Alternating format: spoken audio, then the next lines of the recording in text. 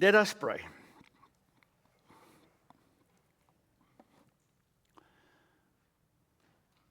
To pray is something that's not always that easy for us. It's weird that we can so easily speak with others, but not always that easy to speak with you. But you ask of us to talk to you. You ask of us to come to you not only with our requests, but also with our praises, our acknowledgement of who you are. And that's where we want to start today, to come to you and say thank you that you are our God. That the God that we are introduced to in the Bible is a God that loves and cares and wants to save, and not an angry person that wants to punish and destroy. Thank you that we may discover in your word that you are full of grace in so many different ways. You know how much we mess up and how many things we do wrong and how we shame ourselves many times with our own actions. And then you still come towards us. Thank you for giving us your word that we can have it today in 2026 in this building and know that it is God himself speaking with us through his word. And as I need to share some of the truths from this scripture, I ask that you will also help me. Complicated section we are looking at today, but may your Spirit lead us in grasping what it means for us. So, Lord, we sit at your feet. We look at you and we ask, please speak with us. No, not only speak with us, but do your work in us, that we may know how we can leave this place and reflect your grace, your person, your kingdom even more. In your name we ask this. Amen. So, I'm busy with this series on the book of Genesis, where we start with the revelation of God himself to us as humans. And it's fantastic that you find in Genesis that God reveals so much of himself to us. And then the book of Revelations at the end tells us what to expect as the story of the church continues. Now, imagine in your living room, where you have your big TV, you have on the coffee table a bowl of candy. And then you tell the people that sit there, do not touch. Do not eat. Now, the problem starts when it looks like this for me, because I have this thing with chocolate many times, isn't it? Imagine that every time I sit down in my living room and I try to watch a show, there's this amazing display of chocolates in front of me or candy, and then I'm told, don't touch, don't eat. There's a thing in us, isn't it? It's reverse psychology. There's a button, the button says, do not touch it. You always want to push the button to see what's going to happen, isn't it? That's sort of what we want to do. Today we've got the same crisis, in a sense, if we can call it a crisis or problem, of something that's beautiful and God says, do not touch. I'm going to read now the whole chapter of Genesis chapter 3. I can't leave out any piece because it is fascinating. It sets up the whole story of the Bible in a sense for us. So just bear with me as we read through this. Now the serpent was more crafty than any other wild animal that the Lord God had made. He said to the woman, this is now the serpent, did God say you shall not eat from any tree in the garden? Now let me stop there for a moment. In Genesis chapter 2 verse 16, the following happens. God says, you are in Eden. God says, you may eat from any tree in the garden, but of the tree of the knowledge of good and evil you shall not eat, for in the day that you eat of it you shall die. Genesis 2, verse 16. That's now what Satan quotes. The woman said to the serpent, we may eat of the tree of the fruit, we may eat from the fruit of the trees in the garden, but God said, you shall not eat of the fruit of the tree that is in the middle of the garden, nor shall you touch it, or you shall die. But the serpent said to the woman, you will not die. God knows that when you eat of it, your eyes will be opened and you will be like God, knowing good and evil. So when the woman saw that the tree was good for food, and that it was a delight to the eyes, and that the tree was to be desired to make one wise, she took of its fruit and ate. She also gave some to her husband who was with her, and he ate. The eyes of both were opened, and they knew that they were naked. They sewed fig leaves together and made loincloths for themselves. They heard the sound of the Lord God walking in the garden at the time of the evening breeze. And the man and his wife hid themselves from the presence of the Lord among the trees of the garden. The Lord God called to the man, and he said, "Where are you?" He said, "I heard the sound of you in the garden. I was afraid because I'm naked. I hid myself." God said, "Who told you that you were naked? Have you eaten from the tree of which I commanded you not to eat?" The man said, "The woman whom you gave to be with me, she gave me fruit from the tree and I ate." Then the Lord God said to the woman, "What is it that you have done?" The woman said, No. The serpent tricked me and I ate." The Lord God said to the serpent, "Because you have done this, cursed are you among all animals and among all wild creatures. Upon your belly you shall go. Dust you shall eat all the days of your life. I will put enmity between you and the woman, and between your offspring and hers, and he will strike your head and you will strike his heel." The woman, he said, "I will greatly increase your pains in childbearing. In pain you shall bring forth children, yet your desire shall be for your husband, and he shall rule over you." To the man he said, "Because you have listened to the voice of your wife, have eaten from the tree of which I commanded you, you shall not eat of it. Cursed is the ground because of you, and toil you shall eat of it all the days of your life. Thorns, thistles, it shall bring forth for you, and you shall eat the plants of the field. By the sweat of your face you shall eat bread until you return to the ground. For out of it you were taken. You are dust, and to dust you shall return." The man named his wife Eve because she was the mother of all living. The Lord God made garments of skins for the man and for his wife, clothed them. Then the Lord God said, "See, the man has become like one of us, knowing good and evil, and now he might reach out his hand and take also from the tree of life and eat and live forever." Therefore the Lord God sent him forth from the Garden of Eden to till the ground from which he was taken. He drove out the man, and at the east of the Garden of Eden he placed the cherubim and a sword flaming and turning to guard the way to the tree of life. This is the word of our Lord.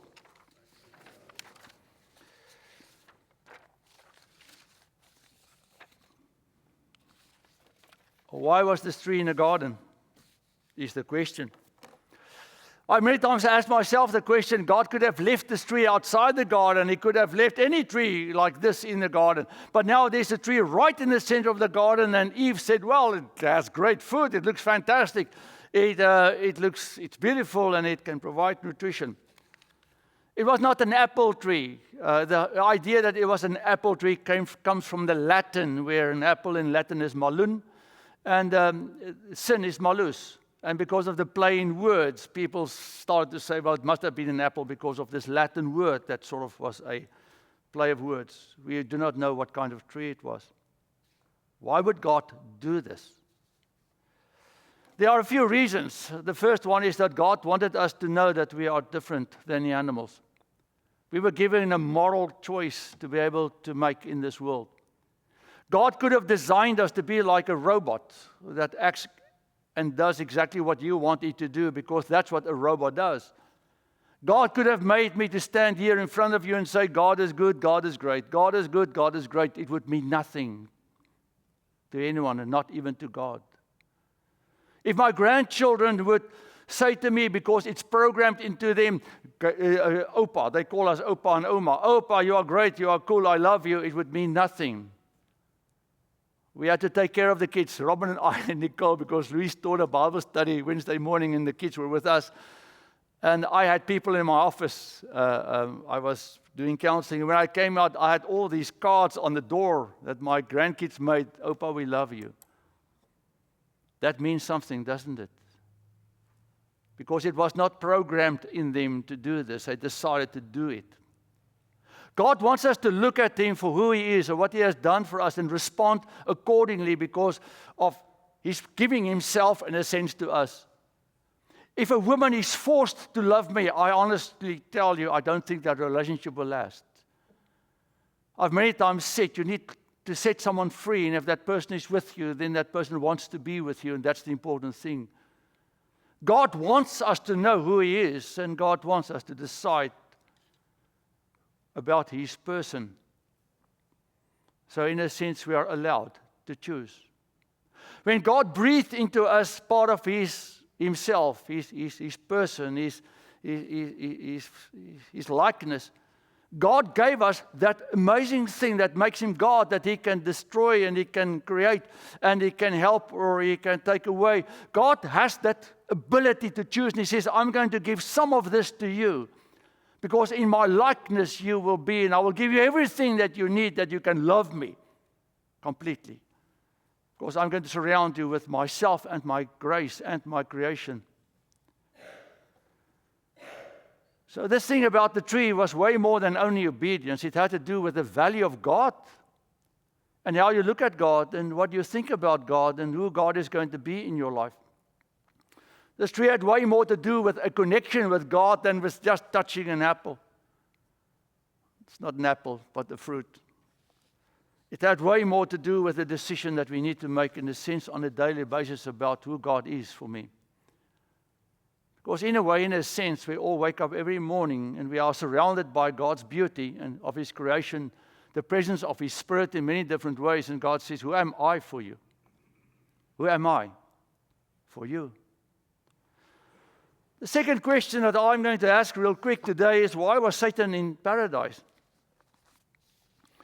So in Ezekiel chapter 28, you'll find the following. You were in Eden, the garden of God. Every precious stone was your covering. And then there's all of these things.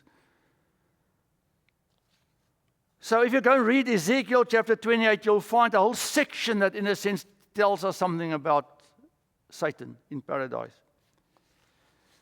There's also this section that I'm going to quickly show you that is in Isaiah. How are you fallen from heaven, O day star, son of dawn? How are you cut down to the ground? You laid the nations low. You said in your heart, I will ascend to heaven. I will raise my throne above the stars of God. I will sit on the mount of assembly on the heights of Zaphon. I will ascend to the tops of the clouds. I will make myself like the Most High, but you are brought down to Sheol, to the depths of the pit. Why was Satan in paradise? The answer is a Latin expression, non licet. In Latin, it means I have no clue. All I know, the Bible doesn't tell us, all I know is that there was a fall of sin in heaven. When God created humans, He gave Adam and Eve the option to decide if they want to touch the tree or not. A similar kind of thing happened in the heavenly being world, where the angels were. And this one, Lucifer, was the star. He's called the morning star. He was the most beautiful of all the angels that God has created. In what way beautiful, we have no clue. But he was quite prominent. Maybe he was a kind of a leader. And then the Bible teaches us, and you'll find this in many places, that he decided to revolt. He decided that he wanted to be like God, a little bit like Adam and Eve. And then this fall in sin happened, and God sent him away from His face a little bit. But he was in paradise before Adam and Eve were there. That's what the Bible tells us. That's what I need to believe. And I've many times said, Lord, why didn't you allow Satan to be in hell, where he's supposed to be? Why did you allow him to wander around on this earth between Adam and Eve? I have no idea why God allowed this to happen. Why didn't He just kill Satan? But God allowed Satan, who was called in the Old Testament the accuser. And then in the New Testament, he became the full enemy. He had a way to get to God. That's a sermon for a different day. But Satan could actually enter into the presence of God and accuse, like you'll find in Job. But then when Jesus came to this world, Jesus Himself said, I saw Satan rejected from heaven. For the first time, Satan could not be in the presence of God anymore. For some reason, God still allowed Satan to be in His presence, even though Satan can't be saved. We can, but Satan cannot. His fall is permanent. But still, here is in paradise. So, Satan has this one desire, and that's to destroy everything that God has made that is good, and Satan still does it today. If you have a great relationship with your spouse, with your children, whatever, just know Satan will try its best to destroy it because he does not want anything good of God to exist in this world.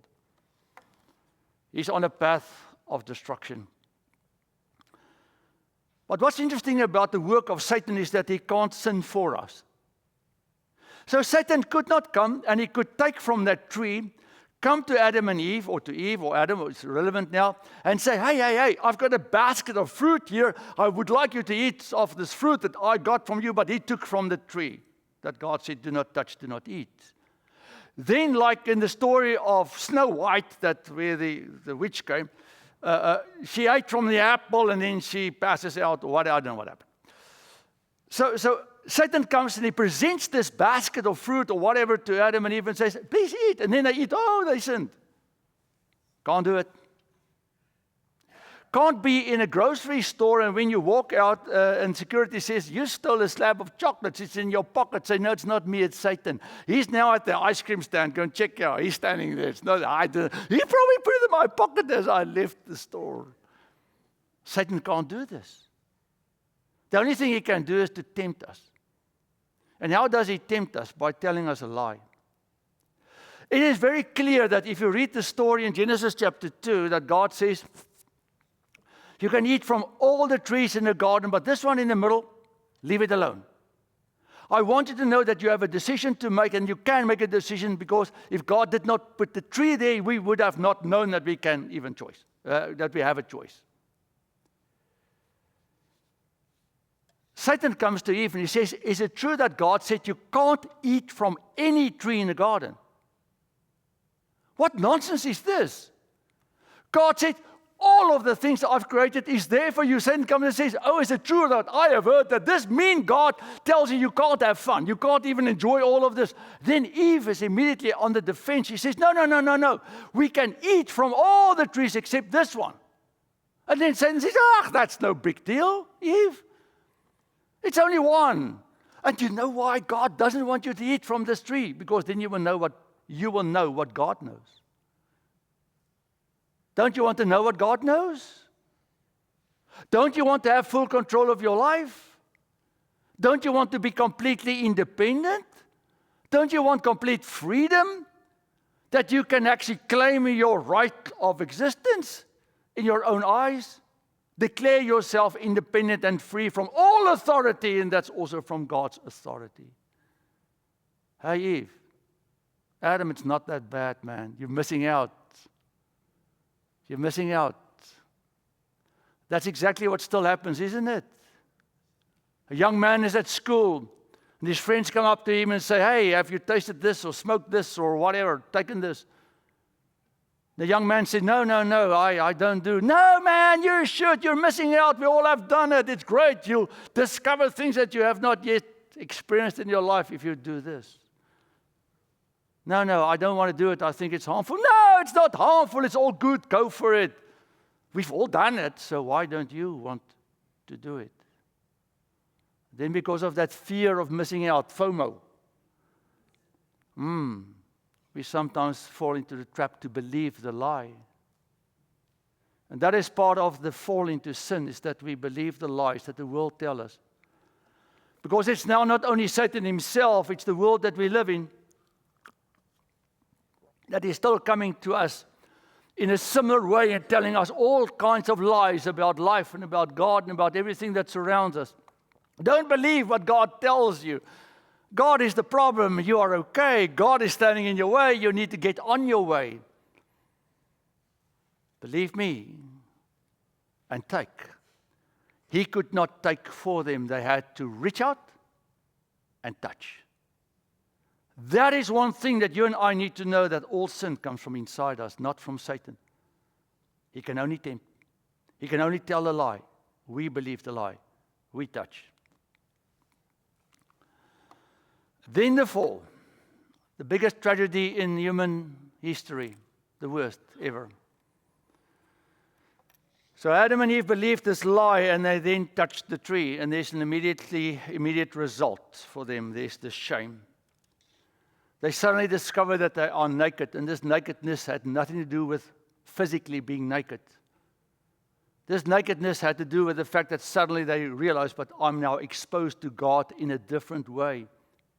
It was easier if there was a protection around Adam and Eve, because God is a mighty God. The Bible tells me actually we can't see God and live. So God provided this protection for them to be in the presence of God in a most amazing way. That fell away. Now they realize, oh my, we are vulnerable. We are now exposed to this God. We need to cover ourselves. And they came up with a stupid idea to get some fig leaves to cover their naked bodies, but it had nothing to do with their naked bodies. It had to do with the fact that you stand naked before God. You know what's the most amazing thing is when you start to sin, you hide from God. You run from God. I've seen many people in my life that would be committed church goers, and then suddenly would not be coming to church anymore. And I would say, we need to have a chat. What's going on in your life? And then slowly but surely, sometimes over time, there will be a story unfolding of terrible sin. It's very difficult to pray when you know you are messing up before God. It's very difficult to come to church when you know you are actively involved in a sinful situation. Because our natural state is to stay away from God. Maybe that is one of the reasons why so many people fall away from church. Not only because they are sort of disappointed in God, they are disappointed in themselves because they are too afraid to come to God because of what they are doing with their lives. And I've had many people say to me, how can God ever forgive me? But tell them there's nothing you can do that God will not and cannot forgive. So they didn't want to see God, so they were hiding from Him. But then the grace, and I've said this before and I will say it again, is if I could give the Bible a title, I won't call it a Bible, the book. The word Bible just means library. I would give this book the title, Where Are You? This is what I would like to call this book. The book of Where Are You? Because this is the gospel. This is the story of the whole Bible. The story of the whole Bible is exactly what's happening here, is that God says, hey man, you need to make a decision about me. And I'll get to the point, did God know we're going to sin? No, we will get to that. Hang on, not today, but we'll get to all of this. So, Where Are You is the story of the Bible. It's the story of humanity, of a man and a woman or whoever who knows that I've messed up before God, and now I hide from this God, and this God says, you touch, you die. And they expect that when God comes, He's going, sword, just take them out. God doesn't do it. This God comes because He came in the evening to hang out with His kids, and He says, where are you? You are sitting in this church today because God called out to you at some point in your life, and He said, where are you? And you heard His voice. That's why you can sit in this church today. That is part of God's election, is to elect to be graceful, to elect to come to us, to elect to want to save us in spite of all the rubbish that we have caused to His kingdom and to His name and to His person in our lives. Where are you? God asks. And then there's a conversation. And I've many times said to people, if you need to have a difficult conversation with anyone, start with a question. Don't start with a statement. God says, so where are you? So, how do you know you're naked? When Adam and Eve said, well, we were hiding from you because we are naked, God said, how do you know you are naked? Did you eat? And then this amazing thing starts to happen. Do I have it there? Yeah, let me go there. Oh, okay. I'll talk about it here. This amazing thing starts to happen is that when God says to Adam, why did you eat? He said, no, it's that woman that you gave me. The woman that you gave me that made me eat. God actually, listen, you gave her this beautiful woman and she made me eat. It's all your fault. Eve, it's not me, it's the serpent. The serpent tricked me. He's the one that came up with all of this ideas and nonsense, and I'm so sorry I believed him. But that is part of the conversation that takes place here, this blame game, because nobody wants to take responsibility at this point. But part of the conversation here is that God then turns to Satan. And he says to Satan, let me just go back for a moment, let me see. He says to Satan, you are now cursed. So the reason why I have this guy there on this slide of mine is that most people, when you Google and you say for a picture of the fall in sin, there's this tree and then this snake hanging out there trying to tempt Adam and Eve. That's nonsense. The snake was the most attractive thing. It was Lucifer himself who came in the form of a snake, and it's just called a snake, but maybe it was a complete different kind of creature as we now imagine it. Satan did not come to Adam and Eve in the clothes of a monster and with blood dripping out of his mouth and horns and oh, absolutely not. That's not how temptation works. Now with the curse that took place. Now here with the curse that took place. Where are we now? Yeah, there we go. No, there. Now with the curse that now took place. Now God says to Satan, no, to the serpent, because you were part of this role that Satan played, you're cursed. Because the snake now reminds us of something that happened in paradise, because there's this natural fear that most people have of snakes. I don't think if it's true for you, but I'm not really comfortable around snakes. We have this natural thing, and the snake sort of became a representation of something that I can't see, that can kill me and that can cause all kinds of harm, and that's what's going on here. But also then part of the promise. Somewhere down the road, the answer will come.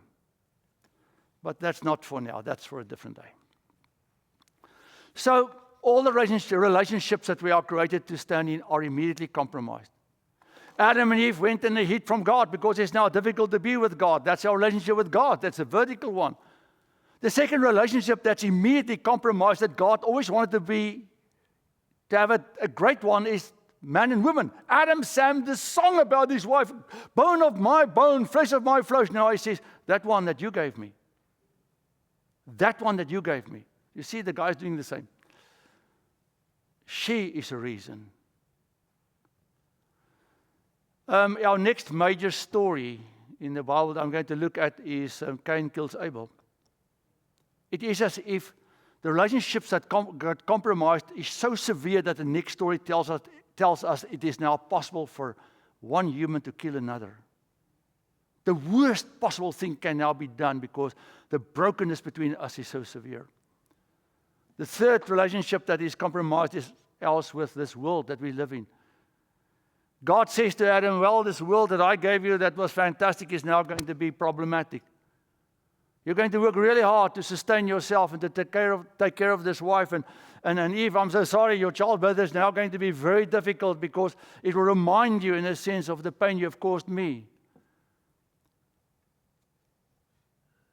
It's going to be difficult to live in this world because this world can also kill. As happened with the flood, that's the next story after Cain and Abel. Amazing.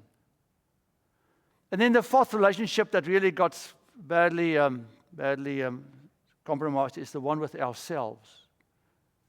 God, others, nature, your heart. For the first time, it's now possible for humans to be alone or feel alone. For the first time, it's possible for humans to feel depressed, to feel rejected, to feel as if there's no hope for them anymore. Now there's the struggle to try to fix what we have broken, and sadly we are trying to use tools that's not biblical tools. We now turn to the world and the fig leaves. We turn to the world and see if we can find something to resolve our nakedness, our loneliness, this big hole in my heart that I have created myself, that I can't resolve because the solution lies with God. And that's why I gave them clothes of skin, of an animal that died. And for the first time, something had to die for us to live. So I don't know what's going on. It's somebody's phone or something.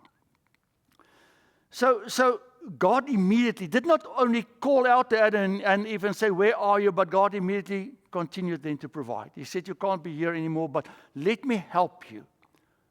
That you can survive this world that is now going to be brief. Your life will end. I promised you that you will die, but you will not die immediately, but I'm going to give you time. The time I'm going to give you is a time to reconsider your position with me. It is time for you to decide who I am for you. And that time will be the time you will have on this world. I've many times said to people, do you know why you are born? You are not born in this world just to be the great kid of your parents, as a great husband one day or whatever. You are born in this world to decide what you're going to do with God. So if you allow God to be part of your life here, God says you can stay with me forever. If you say to God, I don't want you here, God says, why do you want to be with me forever? If you don't like me here, why would you like me there? Then my second last slide, because we still need to celebrate communion. God says this weird thing. He says, not the tree of life. Not now, not here. It's symbolic. I don't want the humans to live eternally. It's grace. Because we are broken. Imagine in the sense that God would allow us to live for eternity in this brokenness and not die. It would be terrible. Paul writes and he says at some point, if I can die, it'll be great, but if I need to stay here, it's great, but I actually want to be with God because I am done with this world. And I think all of us sitting in this building at some point felt, I am done with this world. Lord Jesus, bring me home.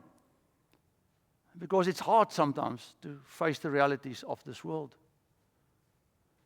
And God knew this, and it's part of His grace to say, I don't want them to eat from the tree of life now because it's not here, not now, right for them. They still need to walk this path that will lead them to death that they can decide about me.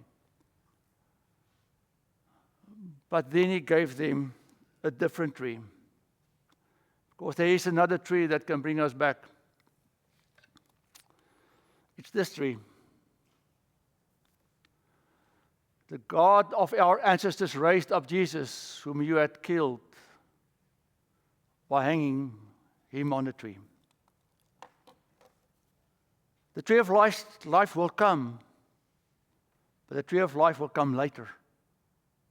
So here we have one story of two trees. A tree that God said in Garden of Eden, don't touch this because it has to do with my value in your life and who you see me as your God. Then there's a different tree on Calvary that's broken. It's a tree, but it's broken as we are broken. And on that tree is hanging the perfect Son of Man. And God says, this is the tree now that I offer you to return to, that you can have the garden that you lost. That you can have my presence that you have lost. So God brings the solution to bring us back. How do I get back? And this is my final statement. By doing the right thing that I did wrong in the garden is by choosing for God. Now that's true in the sense God knew who was going to believe in Him and all of those things about the election. I believe all of those things. But the reality is Jesus came to this world. He said, follow me. And people followed Him and some did not. He stood there and He said, believe in me. And some believed in Him and not, because we are given a choice, guys. By grace, because we would have not been able to make this choice if it was not for God's love and grace, who came to us and says, here I am.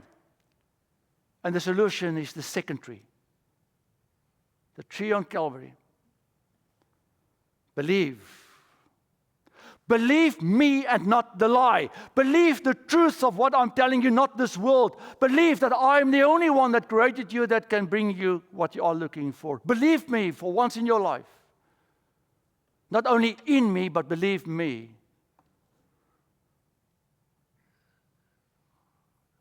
And then obey me. Because you're back in the garden with me. Restore your relationship with me by giving me the value that I'm supposed to have in your life. Because I am God and you are not. And all I ask of you is, trust me. Trust me. The story of two trees. A tree that God said, please don't touch. A tree that God says, please touch. A tree that God says, don't choose for the tree. A tree that God says, please choose my solution in faith. And faith means a relationship. I believe in God the Almighty, maker of heaven and earth. He is my God, and with this God I will have a relationship. I will talk with Him and allow Him to speak with me and share Himself with me. Don't believe the lie. Believe God. Amen. I'll continue next week. We are not done yet. Don't you worry. We are not done yet closely with this whole section.